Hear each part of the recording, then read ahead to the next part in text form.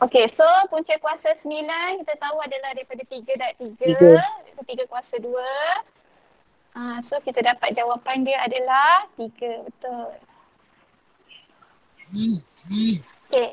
Kemudian yang seterusnya adalah punca kuasa 3 bagi negatif 27. Negatif So 3. negatif 27. So awak pun tahu jawapan dia adalah negatif 3. 3. Okey. Dan negatif 3 kuasa 2 adalah maksudnya negatif 3 darab dengan negatif 3. So kita akan dapat jawapan dia adalah 9.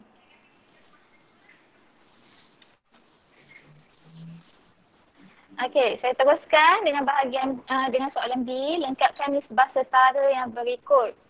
So nisbah setara maksudnya yang ni kalau kita tengok 7 dengan 49. 7 nak dapat 49 adalah 7 darab 7. Jadi bermaksud yang 3 ni kita nak dapatkan jawapannya adalah 3 kena darab dengan 7. Jadi jawapan dia adalah 21. Okey.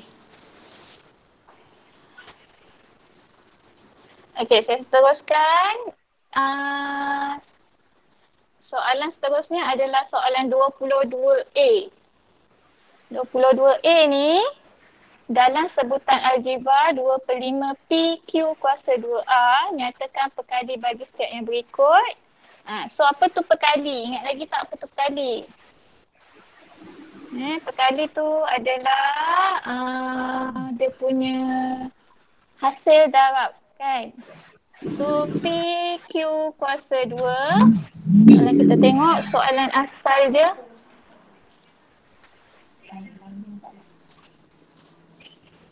adalah 2/5 PQ kuasa 2A. Maksudnya saya buang P, saya buang Q kuasa 2. So yang tinggal perkali dia adalah 2/5 A.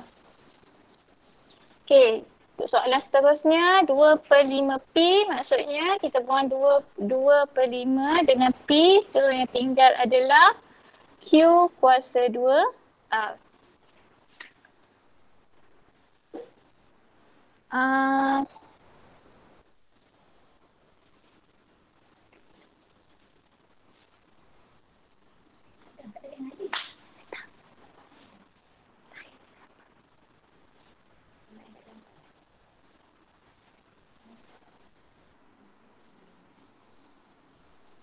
Okey, saya teruskan dengan soalan seterusnya.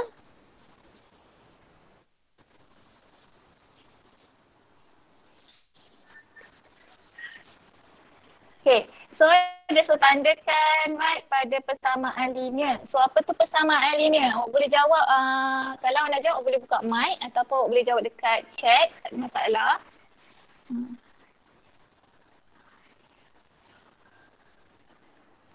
Okey, so persamaan linear, kena ingat persamaan linear adalah dia punya pemboleh ubah berkuasa 1. So kalau kita tengok kat sini soalan yang pertama 3x tambah y sama dengan negatif 5. So x dekat sini pemboleh ubah dia kuasa dia 1. Y ni pun kuasa dia 1. Jadi ini adalah persamaan linear.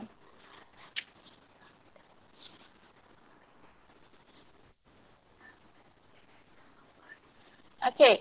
Soalan yang seterusnya adalah PQ tolak 2 sama dengan 3. Okey, kat sini dia punya pemboleh ubah darab dengan pemboleh ubah. So tak boleh untuk persamaan linear. So yang ini adalah bukan persamaan linear walaupun kuasa bagi pemboleh ubah dia adalah 1. Okey. Yang seterusnya adalah nombor 3. 1/2M. M ni berkuasa 1. Tolak dengan 4 sama dengan N. So N ni pun kuasa dia 1. So ini adalah persamaan linear. Okey, so saya teruskan dengan soalan 23. Kalau ada sebarang soalan ataupun ada yang tak jelas, tak faham, boleh terus tanya ya. Okey, soalan 23A. 23A dalam rajah 6, hasil tambah nombor bagi dua penjuru adalah sama. Okey, so bermaksud dia suruh cari nilai M. Okey, maksud dia hasil tambah dua penjuru. So maksudnya kat sini negatif 2 dengan M. Kita tambahkan, hasil dia akan sama dengan 3 tambah dengan negatif 18. Itu maksud dia. So kalau saya tuliskan, dia akan jadi negatif 2 tambah M sama dengan 3 tambah dengan negatif 18. So awak akan dapat kat sini adalah negatif 2M, negatif 2 tambah M sama dengan negatif 15. Jadi kita nak dapatkan M. M adalah negatif 15 tambah dengan 2. Maka kita akan dapat jawapan dia M adalah negatif 13.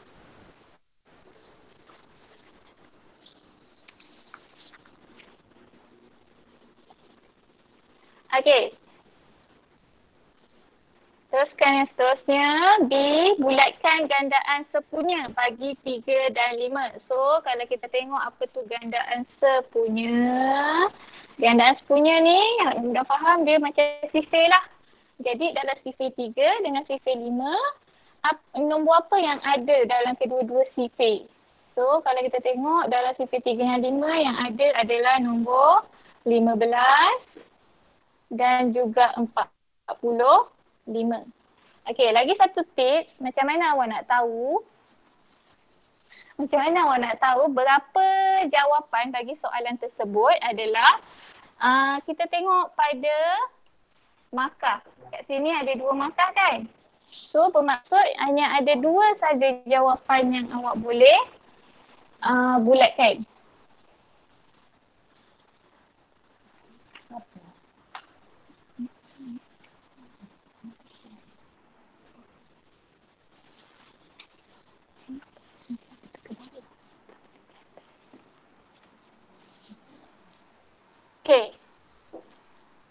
Okey, bagi soalan 24, tulis ketaksamaan yang diwakili oleh setiap nombor berikut. So, dia bagi awak garis nombor. So, yang pertama adalah negatif 2, 0. So, kita tengok dia punya bulatan kat sini. Dia punya tanda ni bulatan titik penuh. So, bermaksud dia menggunakan simbol ketaksamaan dan sama dengan. So, kita akan dapat jawapan dia. Yang pertama ni adalah negatif 2. X dia berada di tengah-tengah ni. So, negatif 2 lebih kecil atau sama dengan X. Dan juga lebih kecil ataupun sama dengan 0. Okey, manakala bagi nombor 2. Nombor 2 negatif 2 dan dia menghala ke kanan. Bermaksud dia lebih besar. So, kat sini jawapan dia adalah X lebih besar daripada ataupun sama dengan negatif 2. Okay.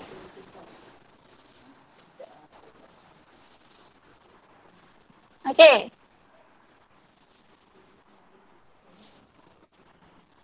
Seterusnya, selesaikan persamaan yang berikut. Okey, dia beri kat sini persamaan linear 2/3x tambah 3 sama dengan 5. So, 2/3x tambah dengan 3 sama dengan 5. So, dekat sini kita tengok tambah ni bila kita bawa ke sebelah dia akan jadi 2/3 x sama dengan 5 tolak 3. Maka kita akan dapat yang di sebelah sini adalah 2.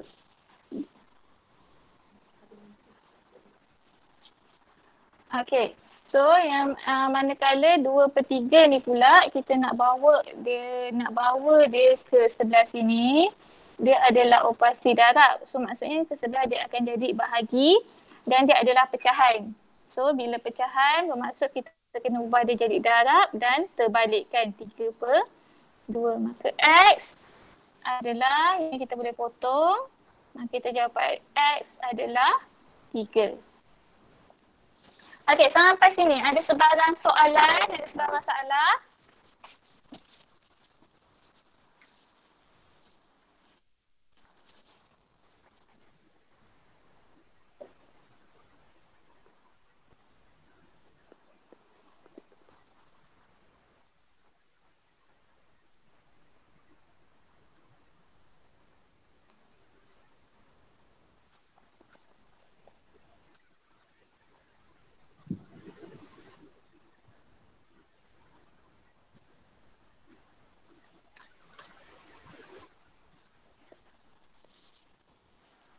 Okey, bagi yang ada masalah ataupun tak berapa jelas gambar raja ataupun soalan, nanti saya akan uploadkan video yang dari Google Meet ni ke dalam YouTube. Sebab sekarang ni mungkin mana yang lain tak berapa laju ataupun yang di YouTube berapa jelas kan dia punya gambar. So, tapi untuk next class, saya cuba atasilah masalah ni. Okay. Saya teruskan dengan soalan 25. Soalan 25, Raja 7 menunjukkan satu gambar Raja Vin. So, berdasarkan Raja itu, isikan tempat kosong. So, dia kata set A ialah bagi set B. So, set A sekarang dia berada di bahagian dalam set B. Bermaksud set A adalah subset. So, set A ni sebenarnya adalah subset. Okay, tapi kita nak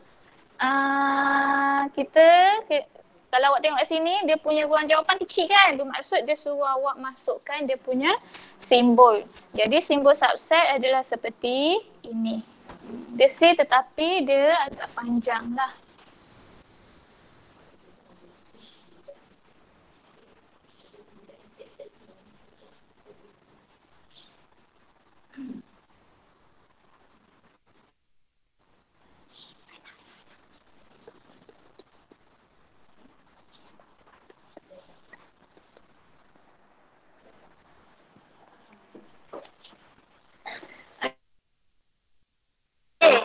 Saya teruskan lagi dengan kawasan yang berlorek mewakili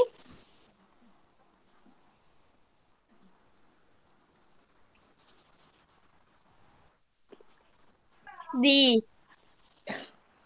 Okey, kawasan yang berlorek tu mewakili B. Adakah di kawasan B? B adalah bulatan.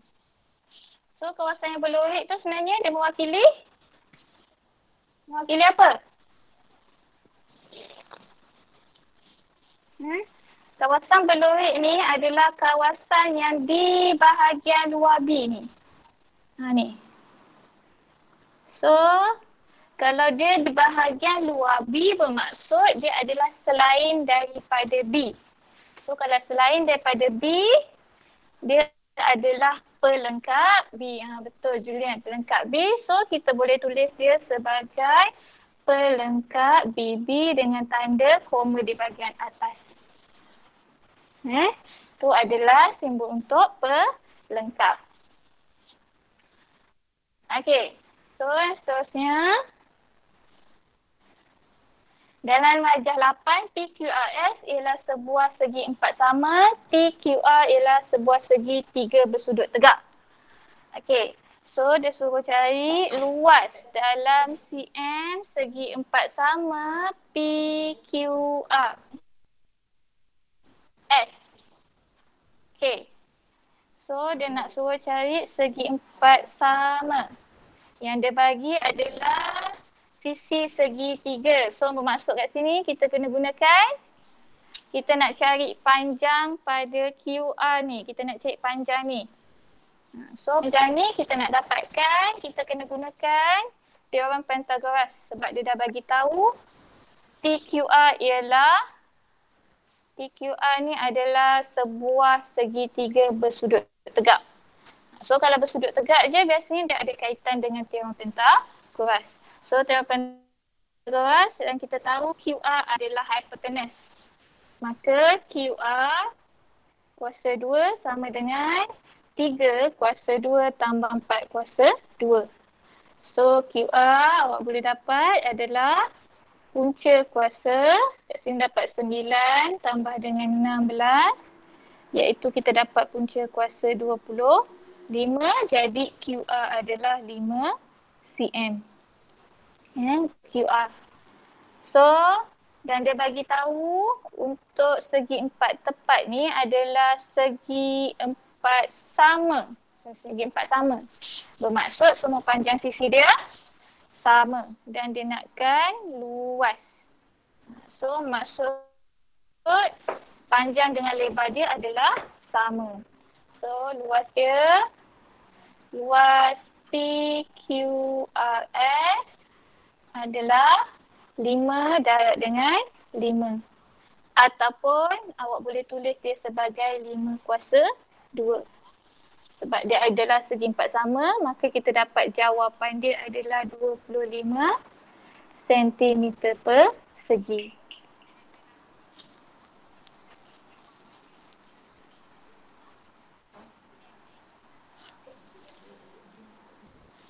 Okay. Maksud gambar memang kabur. Lainnya podcast.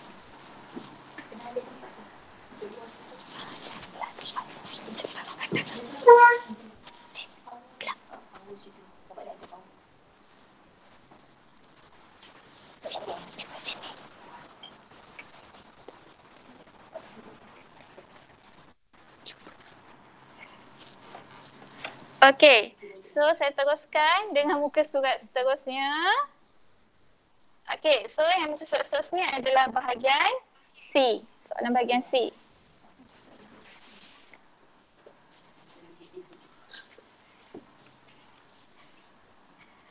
Okey, so soalan yang pertama, soalan 26A. Just nilai menunjukkan satu garis nombor. So dia terus tentukan nilai X. So nilai X dekat sini kita tengok. Okay, kita tengok yang ada yang bersebelahan ni adalah negatif 8 dengan negatif 5. So bermaksud jarak dia adalah, dia pula adalah tambah 3. So bermaksud kalau ke belakang kita kena tolak dengan 3. So kalau awak tolak 3, kita tengok kat sini. Kalau kita tolak 3, kat sini kita akan dapat negatif 11. Negatif 11, tolak pula 3, kita akan dapat negatif 14. Negatif 14, tolak pula 3, kita akan dapat negatif 17. Okey, dan kalau awak tengok kat sini, soalan ni hanyalah satu markah. Markah dia hanyalah satu markah, bermaksud awak tak perlu tunjukkan jalan kira. Awak boleh congak dan terus tulis jawapan dia, iaitu X sama dengan negatif 17. Terus dapat. Okey. Okey, dan seterusnya hitung nilai bagi Y tambah Z. Y tambah Z, so Z dulu. Z maksudnya ke depan ni tambah 3, tambah 3. Maksudnya negatif 2 kat sini adalah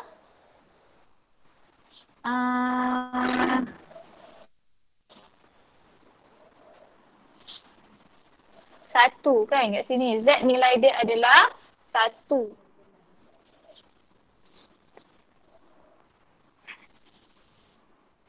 Okey, jadi Y tambah Z, Y kita dapat nilai Y di atas tadi adalah negatif 11. Manakala Z adalah 1. Jadi Y tambah Z, maka kita dapat negatif 11 tambah 1, iaitu negatif 10. So yang ni pun kita tengok ada 2 markah, bermaksud satu markah dekat penyelesaian, maksudnya awak dapatkan nilai ni, masukkan nilai dia betul, satu markah, jawapan dia 1 markah. Okey. Okey, kalau saya terlalu laju bagi tahu Okey, B1 tulis 42 sebagai hasil darab faktor perdananya. So, faktor perdananya macam mana kita nak check? Ingat tak prime factor, faktor perdana?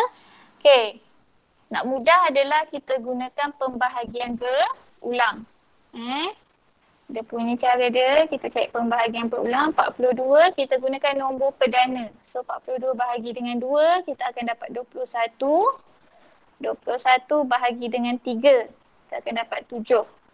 Dan 7 bahagi dengan 7, kita dapat 1. So, hasil darab faktor perdananya adalah 2 darab dengan 3 darab dengan 7. So, ini adalah hasil darab faktor perdana bagi 42. So, ini jawapan dia.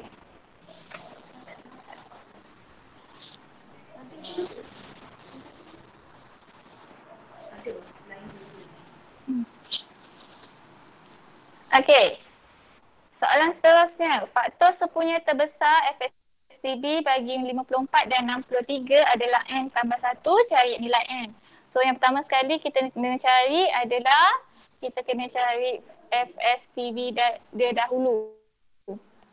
So, 54 tambah dengan 63. 54 dengan 63. Kita cari FSTB dia dahulu. So, 54, 63 kita boleh bahagi dengan 3. Bahagi dengan 3, kita akan dapat 18 dengan 21. So, 18 dengan 21 kita boleh bahagi lagi dengan 3. Maka kita akan dapat 6 dengan 7. 6 dengan 7 dah tak boleh bagi sama-sama. Bermaksud FSTB dia yang kita dapat adalah 3 darab 3 iaitu 9. Dan dia bagi tahu FSTB dia adalah M tambah 1 iaitu 9. Jadi M adalah 9 tolak 1 iaitu M adalah 8. So sebenarnya untuk soalan yang ni, untuk awak dapatkan markah, awak dapatkan FSTB dia adalah 9 satu markah, dapatkan M dia adalah 8 satu markah. So kat sini ada 2 markah.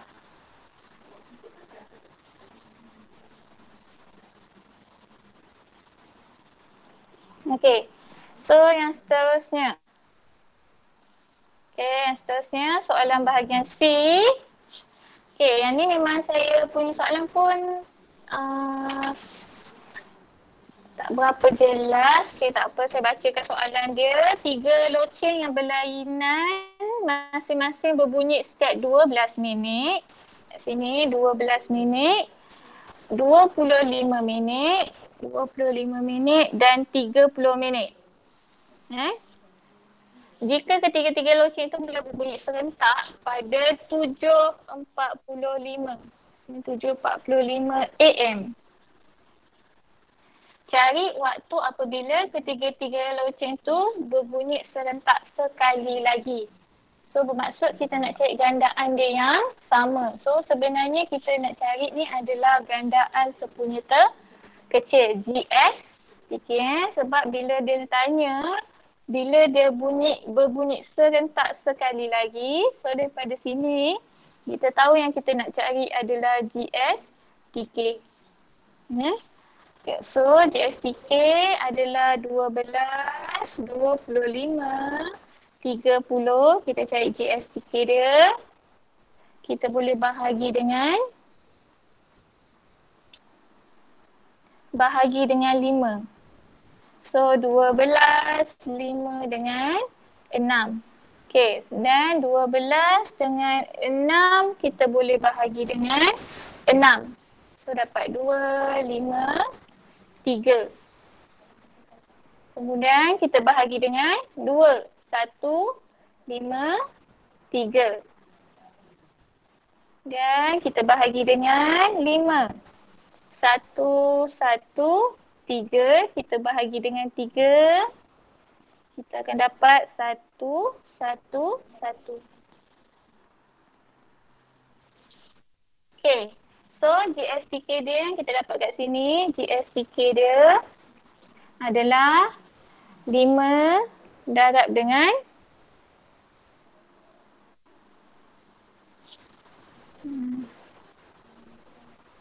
sorry. Kat sini saya ada buat kesilapan sedikit.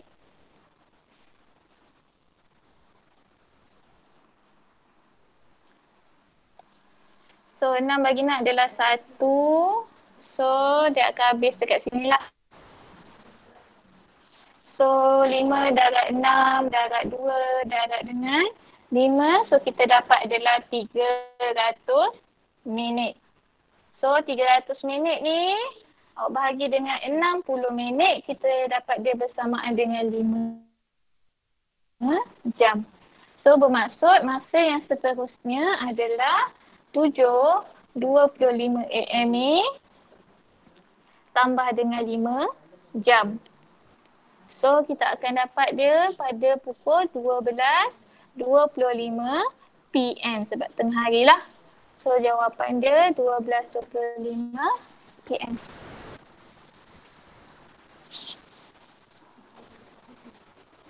Okey, soalan seterusnya. Soalan 27.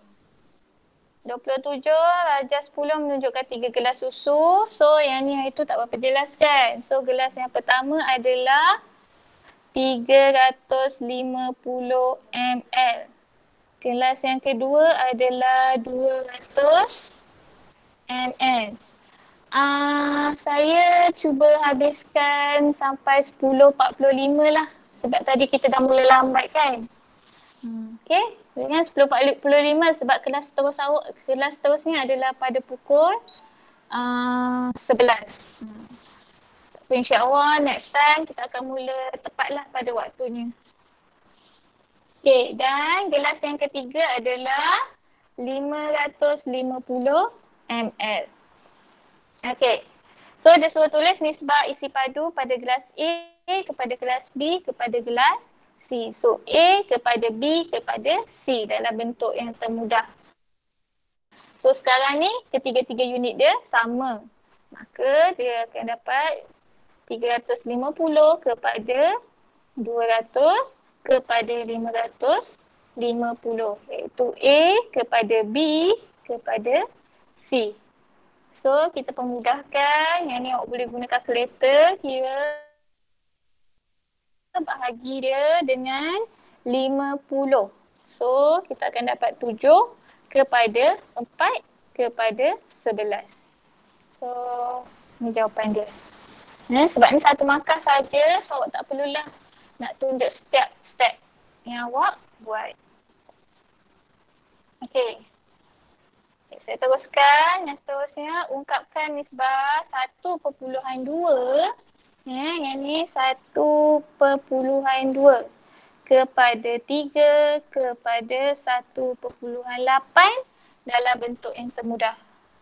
Okey, maka 1/2 nisbah 3 nisbah 1/8. Yang pertama sekali, nisbah awak kalau dia suruh jadikan dalam bentuk yang termudah.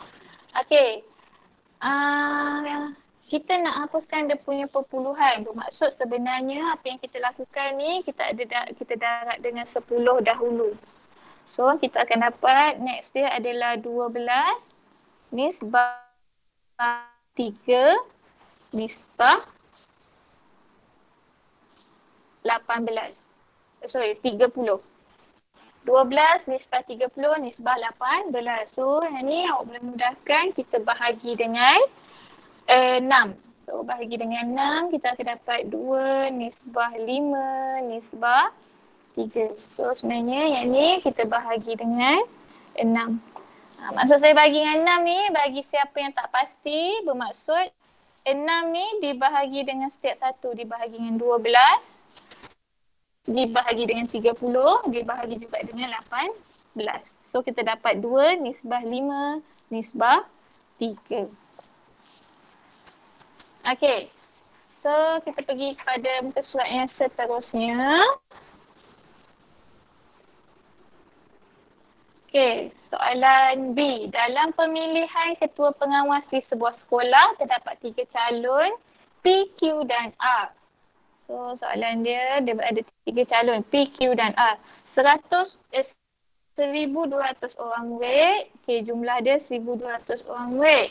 Telah mengundi. Bilangan undi bagi 3 orang calon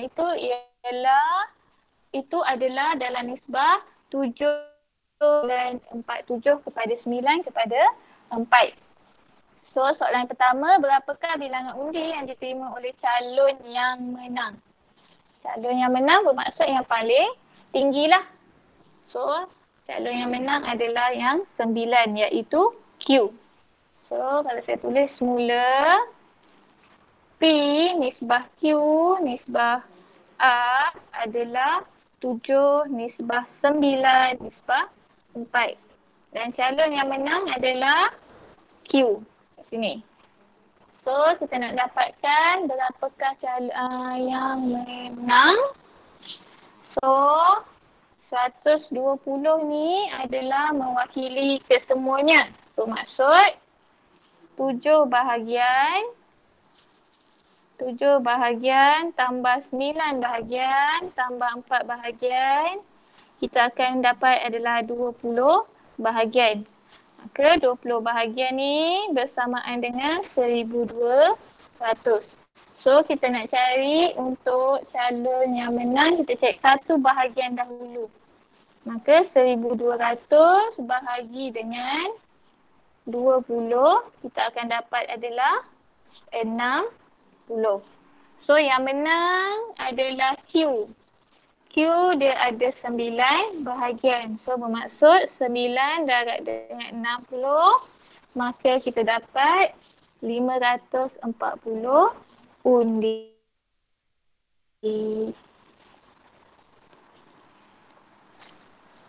Okey. Okey, yang seterusnya, hitung beza antara bilangan undi yang tertinggi dengan bilangan undi yang terendah. So yang tertinggi kita dah dapat 540. So yang terendah adalah R kan. Yang terendah tu adalah R. So untuk R, kita tahu untuk R dia ada 4 bahagian. Dia yang terendah. Maka 4 darab dengan 60, kita akan dapat 240. Jadi beza tu maksudnya adalah hasil tolak je kan.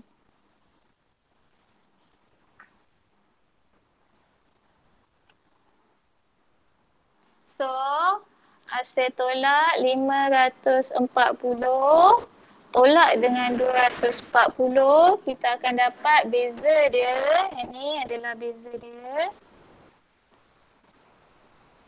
iaitu 300 undi.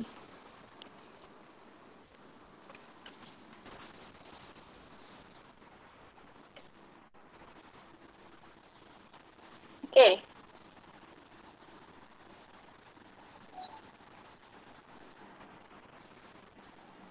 Tu adalah beza dia. Okey. Okey, soalan C. Kita teruskan dengan soalan C. Zahid bergerak 48 meter dari sekolah ke kanan dan bergerak balik 62 meter ke kiri. Sofyan bergerak 86 meter dari sekolah ke kiri dan bergerak balik untuk berjumpa Zahid. Okey, so berapa jauhkah Sofyan perlu bergerak balik untuk berjumpa dengan Zahid?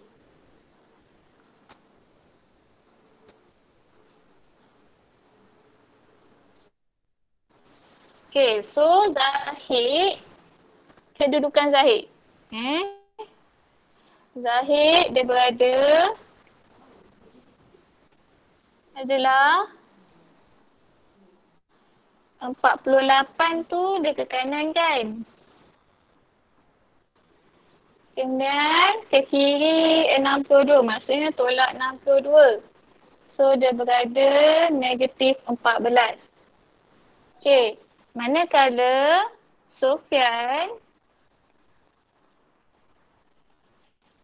pula dia berada kiri. Kiri negatif lah 86.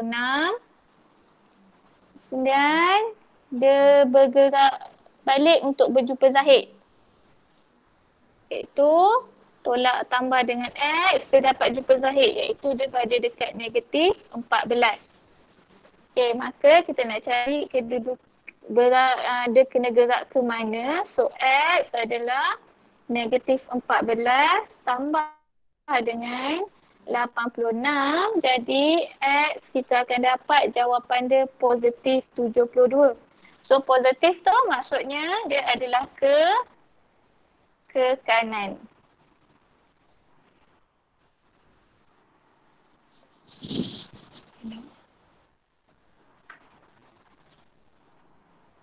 Hello. Sana, Ibu Naf tengah buat kelas online. Belum. Nanti nanti akan balik lagi.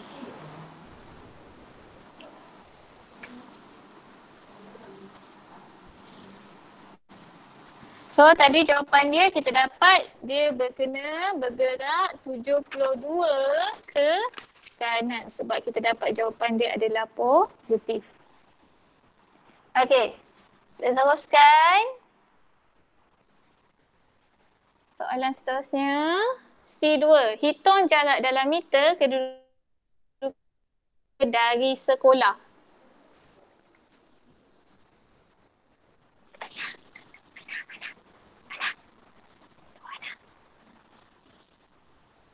Okey. Dia suruh hitung kedudukan mereka dari sekolah.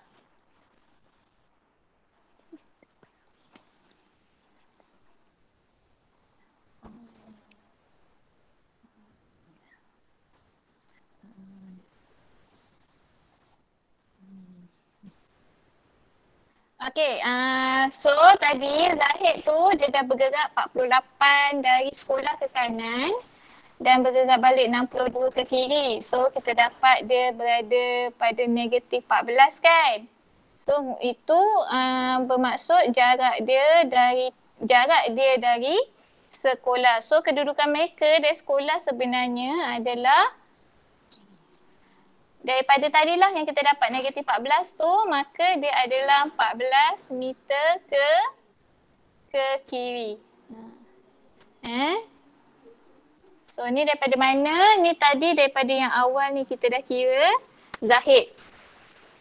Zahid adalah 48 tolak 62, kita dapat negatif 14. So negatif tu bermaksud 14 meter ke kiri. Okay. So kat sini pun memang satu markah je soalan ni, bermaksud memang kita tak ada jalan kira lah. Dia nakkan jawapan sahaja. Okay. Soalan 28A. Okay, saya cuba selesaikan 28A 1 dan A2 untuk hari ni ya. Okay, yang seterusnya mungkin kita akan sambung pada kelas yang seterusnya. Okay.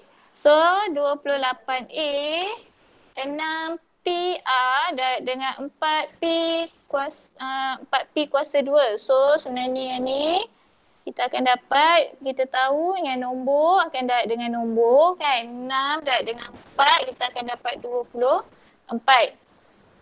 P kat sini, P dia hanya ada 1 P.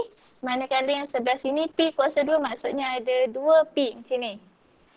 So bermaksud P, jumlah P yang kita ada adalah 3.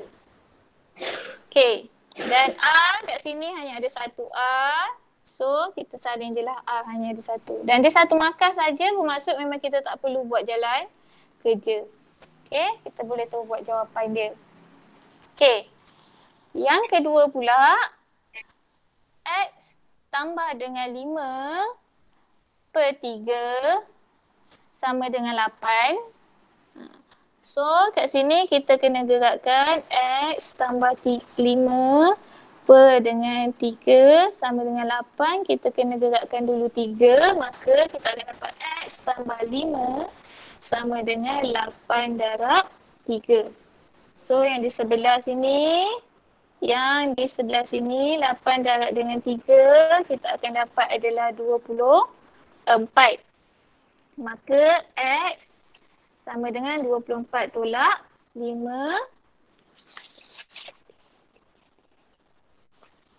So, kita akan dapat X adalah 24 tolak 5 adalah 19.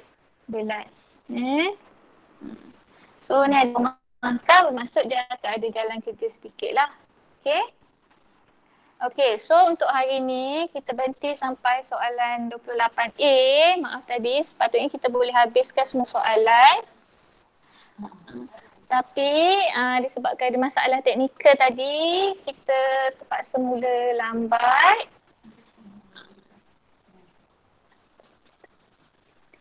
Okay, dan video untuk yang soalan ni saya akan share dalam channel YouTube tu. Bukan yang live yang daripada Google Meet. Sebab mungkin yang live tu ada beberapa orang tak berapa jelas. Lepas tu ada masalah audio. So yang saya akan share adalah video daripada kelas Google Meet. Daripada Google Meet ni.